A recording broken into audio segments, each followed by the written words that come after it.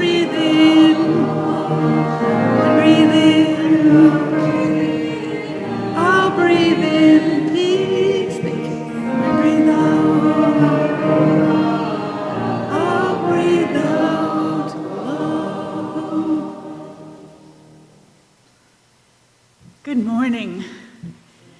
Welcome to First Jefferson Unitarian Universalist Church. I'm the Reverend Annie Furster, and this is Della Purden with me. We're here as members of the choirs to guide you through a morning of celestial celebration. Della, music is in the air. It certainly is, Annie. And in my heart and my brain, the church choir, the One Day at a Time Orchestra, which has been put together just for this occasion, and a handful of soloists, all listed in your program, have been rehearsing and looking forward to this day for weeks. Yes, our choir director, Michael Nguyen, has put together a program celebrating the earth and the sky with music by such favorites as Henry Mancini, Claude Debussy, and John Rutter, as well as some who will be your new favorites after you've heard their music. Before we start, I have a few announcements. Do you have any? I do not, Nobody actually. gave you any. Yes, well, so then you don't have any. We're good to go. So, before we get to the music, then we need to prepare ourselves for worship and celebration, and let us begin with our piano prelude. Misha?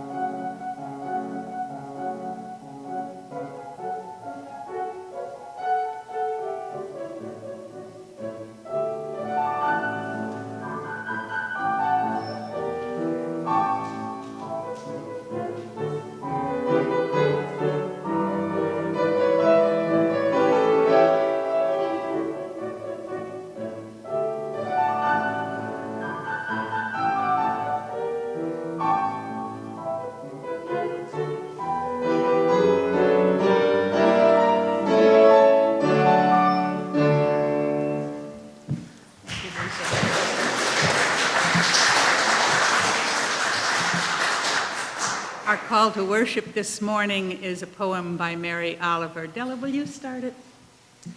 Every morning, the world is created under the orange sticks of the sun.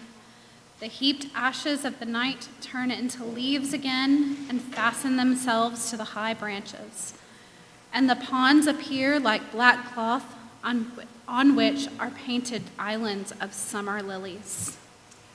If it is your nature to be happy, you will swim away along the soft trails for hours, your imagination alighting everywhere. And if your spirit carries within it the thorn that is heavier than lead, if it's all you can do to keep on trudging, there is still somewhere deep within you a beast shouting that the earth is exactly what is wanted, Each pond with its blazing lilies is a prayer heard and answered lavishly every morning, whether or not you have ever dared to be happy, whether or not you have ever dared to pray. Our opening hymn this morning is number 1064, Blue Boat Home. The words will be on your screen, but if you want to read the music, look in the teal hymnal.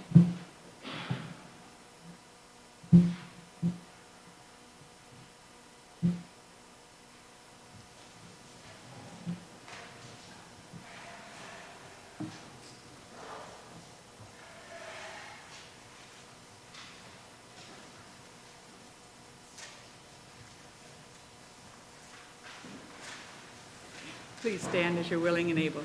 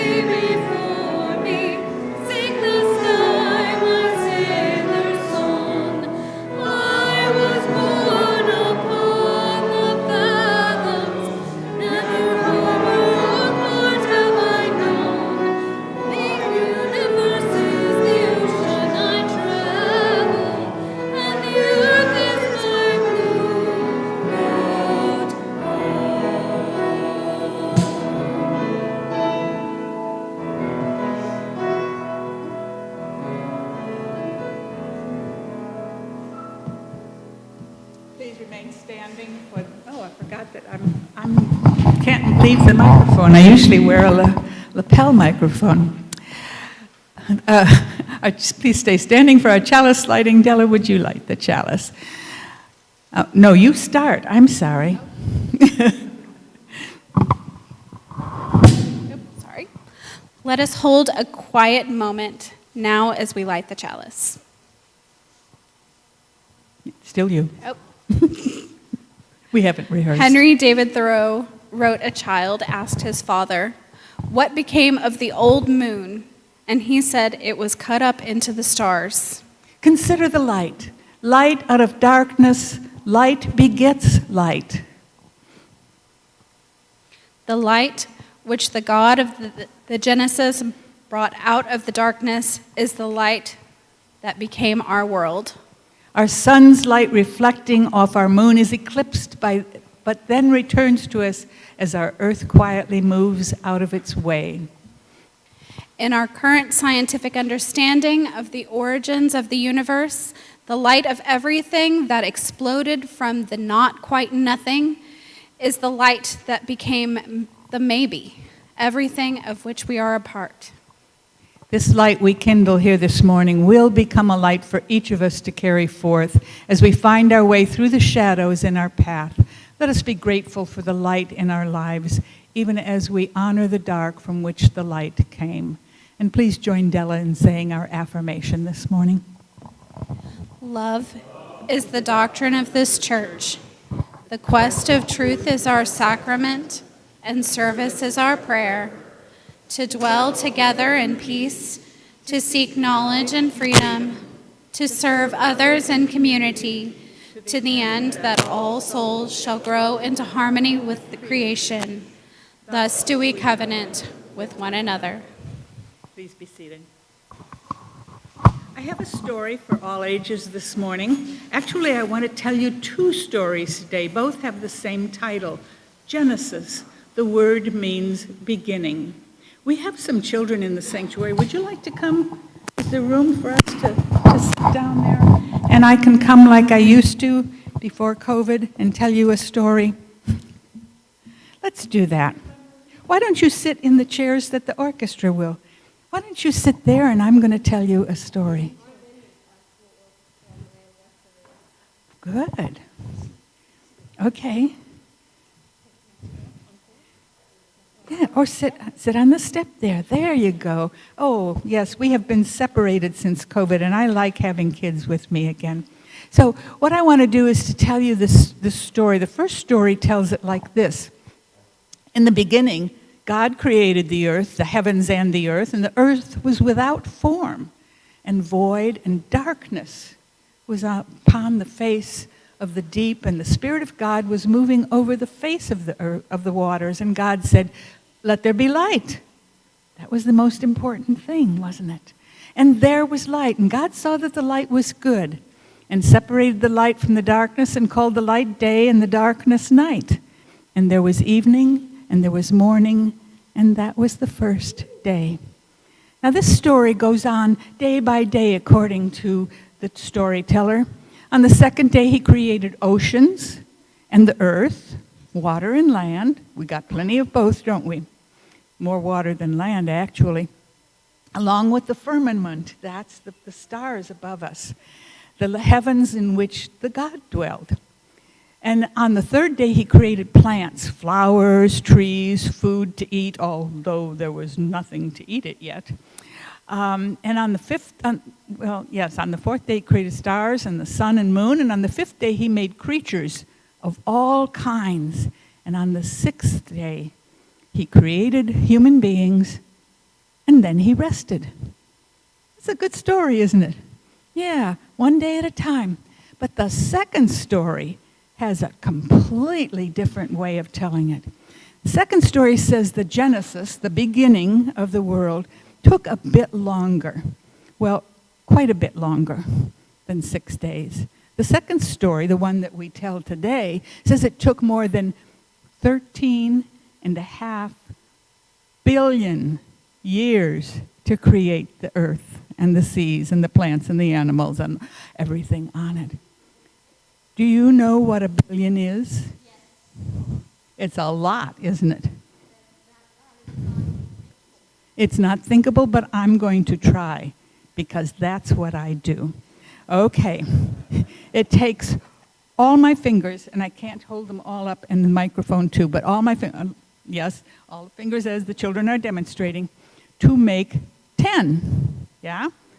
Then it takes all my fingers 10 times to make 100. We're getting big now. And it takes all my fingers times 100 to make 1,000, and it takes all my fingers times 1,000 to make 10,000, and I just keep holding up my fingers like this, and we're not even close. And it takes all my fingers times 10,000 to make 100,000, and it takes all my fingers 100,000 times to make 1,000,000. And we still aren't even close. Shall I continue? It takes all my fingers times 1,000,000 to make 10 million, and my fingers are flashing all this time to count, and it takes all my fingers times 10 million to make 100 million, and all my fingers times 100 million to make 1,000,000,000. Finally, we're at 1 billion. Yeah. And it took more than 13 and a half of those to make the world. Oh, I'm so tired. It must have been very exciting, though, you know? Don't you think it was an exciting time? Because this is how I imagine it. There were explosions, like fireworks, rocks flying everywhere. But there wasn't anybody that had to duck, so it was okay. And there were fires, there were floods that put out the fires, and then there were more fires, and it was called the Big Bang. And we can only imagine this because nobody was there. No. And it was called the Big Bang, and there were very hot rocks flying about, and they came together because of this thing called gravity that makes things lump together, that keeps us from floating away. Yeah, that too, and keeps it in orbit around the sun. I don't need to be telling you this story. You should be up here telling it. Thank you. But then these rocks were hot, and so they melted together in bigger and bigger and bigger hunks that became planets. Yes?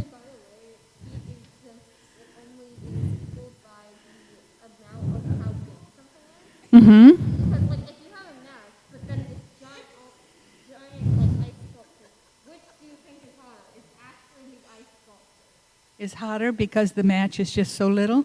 Yes. Because I don't think a match can, like, get a whole big old, like, person-sized ice sculpture. Do you? No. I'm learning something new every day. That's why I love my job.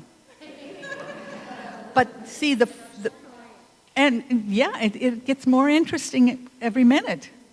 And the fire then kind of formed into a big hunk called stars, and our sun is a star. And we only know this because the evidence of all these explosions and fires are still left with imprints like footprints on the earth.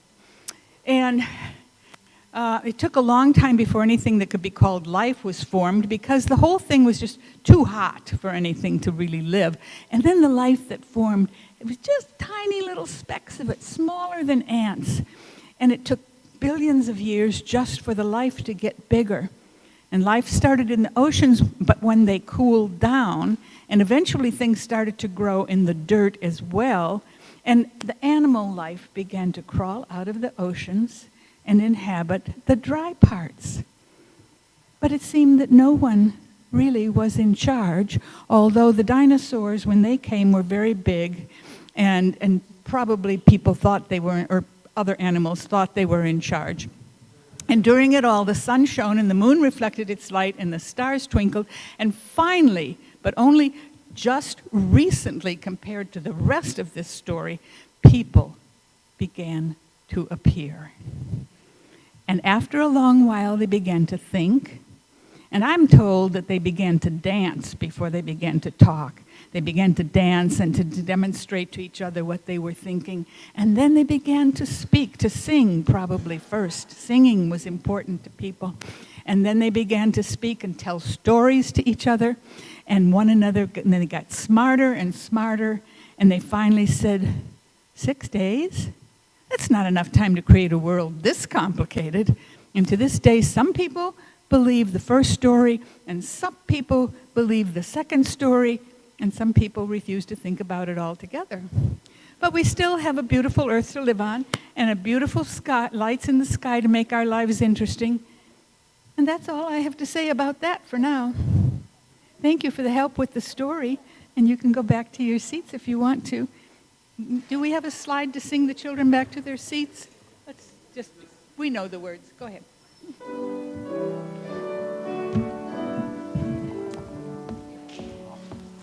As we leave this friendly place, love gives way to every place.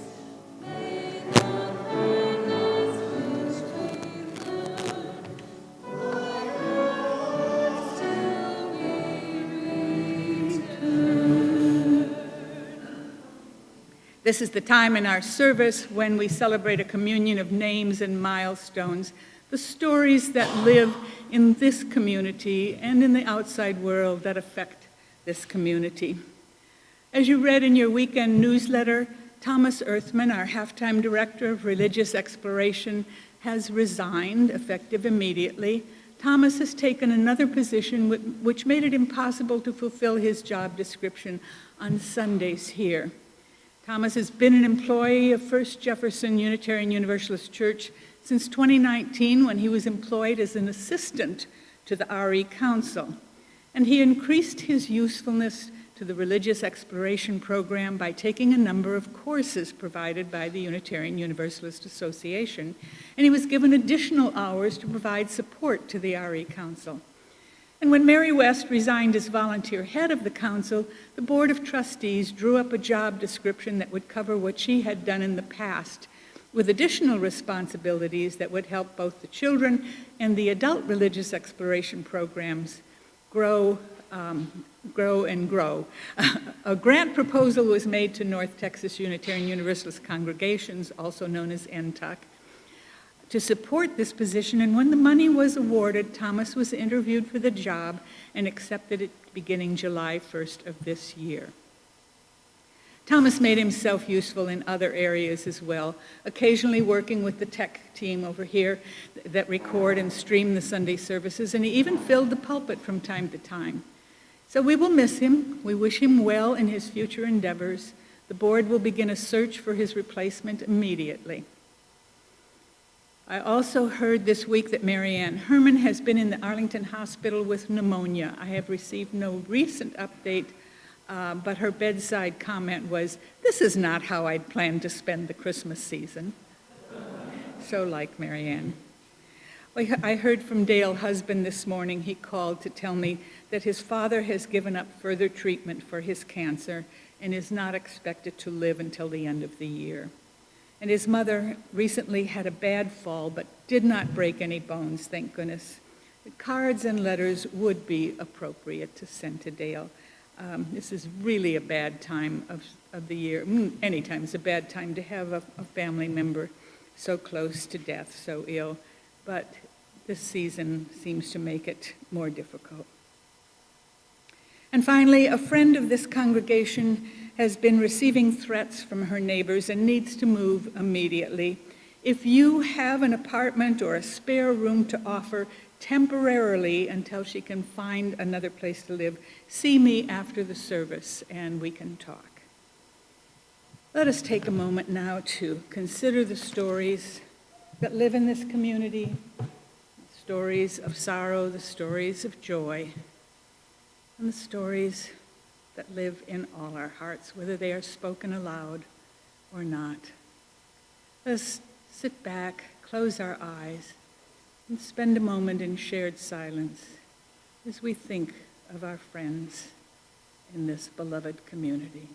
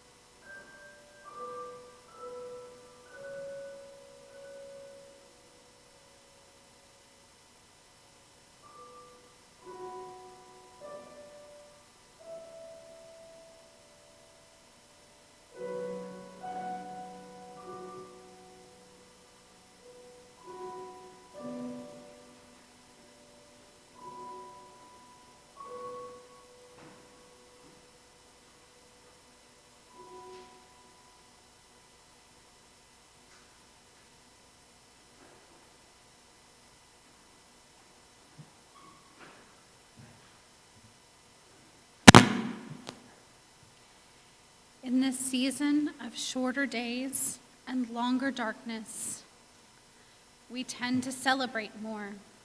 It seems to be a way of stilling our primal fears that the sunlight might not return. The future harvest will be made impossible.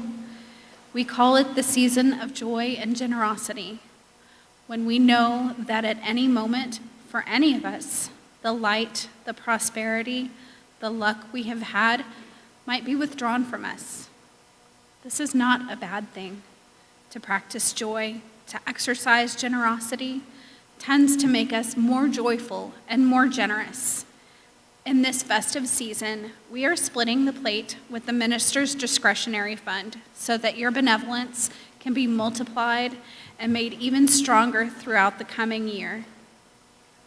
As the ushers pass among you, please take the morning offering. Please be generous.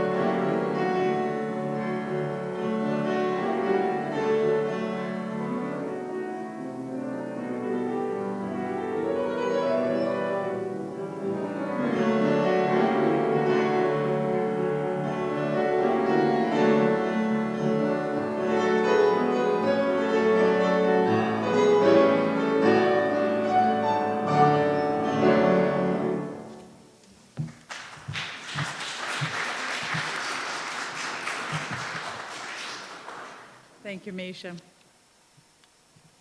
Our opening words were a story about the earth, and our reading this morning is a story about the stars that shine about the earth.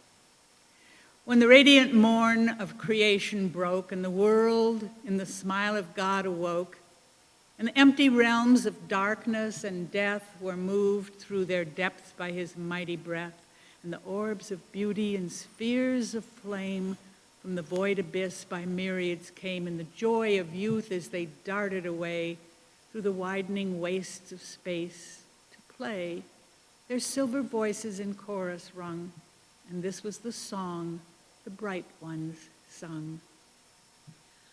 Away, away, through the wide, wide sky, the fair blue fields that before us lie, each sun with the worlds that round him roll, each planet poised on her turning pole, with her isles of green and her clouds of white, and her waters that lie like fluid light. For the source of glory uncovers his face, and the brightness o'erflows unbounded space. And we drink as we go the luminous tides in our ruddy air and our blooming sides. Lo, yonder the living splendors play, and way on our joyous path, away. Look, look, through our glittering ranks afar, and the infinite azure star after star, how they brighten and bloom as they swiftly pass, how the verdure runs o'er each rolling mass, and the path of the gentle winds is seen, where the small waves dance and the young woods teem. And see where the brighter daybeams pour, how the rainbows hang in the sunny shower, and the morn and the eve with their pomps of hues shift o'er the bright planets and shed their dews, and twixt them both o'er the teeming ground with their shadowy cone the night goes round. Away, away in our blossoming bowers, in the soft air wrapping these spheres of ours, in the seas and fountains that shine with morn, see, love is brooding and life is born, and the breathing myriads are breaking from night to rejoice like us in motion and light. So glide on in your beauty, ye youthful spheres, to weave the dance that measures the years. Glide on in the glory and gladness sent to the farthest wall of the firmament, the boundless visible smile of him to the veil of whose brow your lamps are dim. And now I'm going to turn the rest of the service over to the choir director, Michael Nguyen. And while the choir makes its way up to the chancel, I am going to transform myself from a minister into a choir member. And I'm going to tell you a little bit about what's going to happen next. First of all, one of the basses, Reneel Baker's name was left out of the program. Reneel is that tall, beautiful man in the middle over there. You will hear him. He is with us. And you are welcome to applaud during the concert if you feel so inclined, but please wait until the conductor lowers his arms, because there is a beautiful silence that is part of the music sung, and if you don't hear it, you won't get the whole beauty of the pieces that we have rehearsed. Choir, will you please join me on the chancel?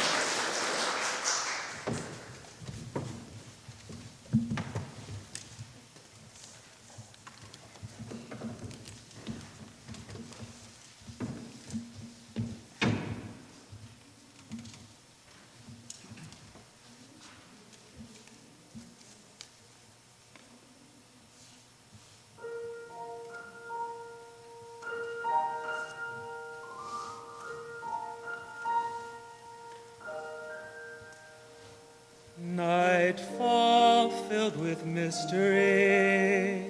Snow falls in the dark. Stillness as I fall asleep, waiting for the spark.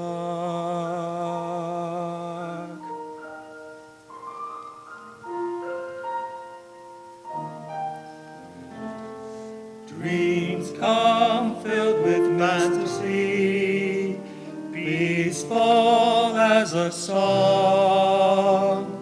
Day breaks and the dreams are free, rising with the dawn. Something in the sky seems brighter. Something in my heart seems lighter. A flickering feeling starting to ignite. Looking for the light, it's shining somewhere, somewhere deep inside.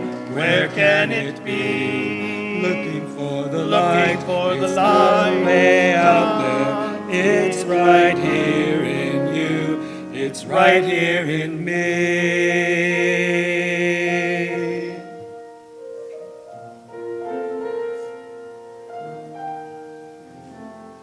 Voices in the winter air, calling in the night, echoes of a heartfelt prayer.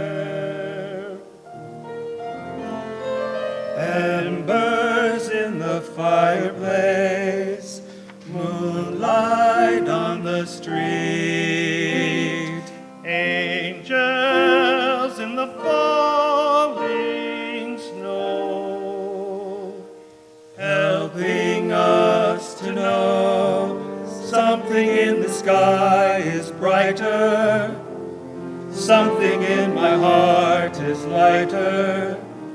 A flickering feeling starting to ignite. Looking for the light, it's shining somewhere, somewhere deep inside. Where can it be? Looking for the light, it's not way out there. It's right here in you, it's right here in me. Looking for the light, looking for the light, shining somewhere, looking for the light, shining free, looking for the light, it's not way out there, looking for the light, it's here in me, looking for the light, shining somewhere, looking for the light, shining, looking for the light, it's not way out there, looking for the light, here in me, looking for the light, shining somewhere, looking for the light, shining free, looking for the light, it's not way out there, looking for the light in me,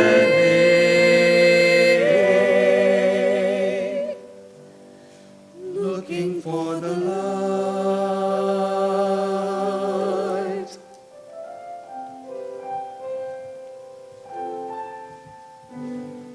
Dreams come filled with fantasy, peaceful as a song. Day breaks and the dreams are free.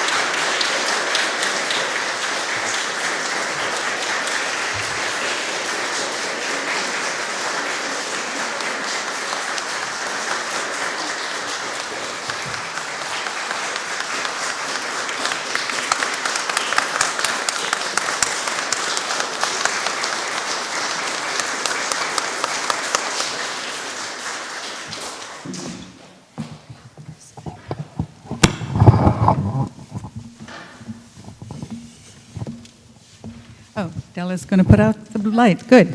Thank you. This chalice has shone as a star to light our way this morning through the heavens and the earth, through the stories that live in this community and are always a blessed part of it. Good or unhappy, they are all within our hearts. Stephen Hawking said, "Look up at the stars and not down at your feet. Try to make sense of what you see and wonder about what makes the universe exist." He said, "Be curious." So may it be in all our lives. And I invite you now to join us in the library for coffee and conversation and continued celebration.